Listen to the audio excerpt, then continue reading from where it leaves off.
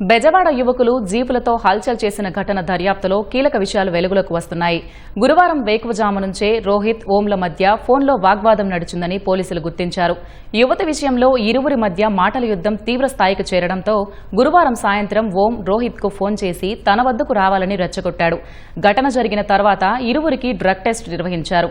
ఓంకు drug టెస్ట్లో positive వచ్చింది. మరింత ఖచ్చితత్వం కోసం ఇరువురి రక్త నమూనాలను ల్యాబ్కు పంపారు. కోసం ఘర్షణ పడి నడి రోడ్డుపైనే జీపులతో ఢీకొట్టుకుని బీభత్సం సృష్టించిన ఘటనకు సంబంధించి ఇద్దరు యువకులు ఓం, రోహిత్ల మధ్య తెల్లవారుజాము నుంచే వాట్సాప్లో రచ్చ మొదలైంది. గురువారం వేకువజాము నుంచి ఒకరికొకరు ఫోన్ చేసి రెచ్చగొట్టుకున్నారు. తన గురించి హైదరాబాద్ లో ఉంటున్న యువతికి ఓం చెడుగా చెబుతున్నాడని రోహిత్ ఘర్షణ పడ్డాడు. రోహిత్ గురువారం తెల్లవారుజామున 4:30కు ఓంకు ఫోన్ చేసి ఎక్కడున్నావంటూ అడిగాడు. నువ్వేమడిగినా నేనిచ్చా, నా గురించి ఎందుకు చెడుగా చెప్తున్నావంటూ ఓంని రోహిత్ ప్రశ్నించాడు. తాను చెప్పలేదంటూ ఓం సమాధానమిచ్చాడు. అలా సాయంత్రం వరకు ఫోన్లో వాగ్వాదం సాగింది.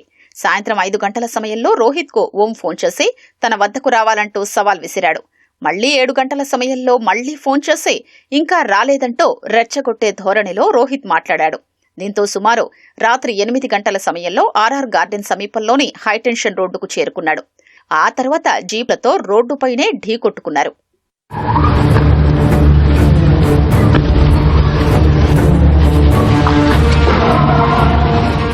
ఘర్షణ స్థలానికి పోలీసులు చేరుకోగానే రోహిత్ పరారయ్యాడు.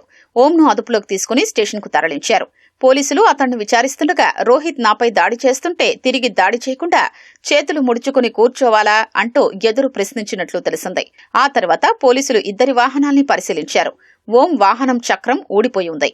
రోహిత్ జీపులో ఎలక్ట్రిక్ సిగరెట్ కిట్తో పాటు స్టెరాయిడ్స్ వినియోగించేందుకు సిరెంజీ దొరికాయి.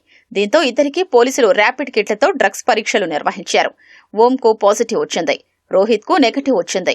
గంజాయి, మత్తు పదార్థాలు తీసుకుంటున్నావా అని పోలీసులు ప్రశ్నించారు. తాను శరీర దారుఢ్యం పెంచుకునేందుకు స్టెరాయిడ్స్ తీసుకుంటున్నానని, అందుకే పాజిటివ్ వచ్చిందని వాగ్వాదానికి దిగాడు.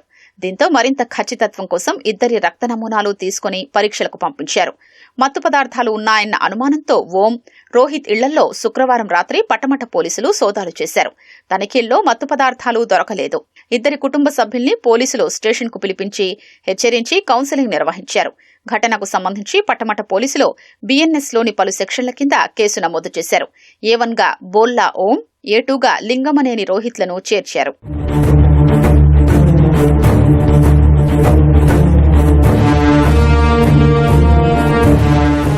రెండేళ్ల క్రితం తాడిగడప వద్ద ఉన్న ఓ పాన్ షాపు వద్ద ఇరువురి మధ్య పరిచయం ఏర్పడింది. అప్పట్నుంచి ఇద్దరూ సన్నిహితంగా ఉండేవారు. ఓం బీబీఏ చదివి తండ్రి బోల్లా జితేంద్రకు చెందిన రియల్ ఎస్టేట్ కంపెనీ చూసుకుంటున్నాడు.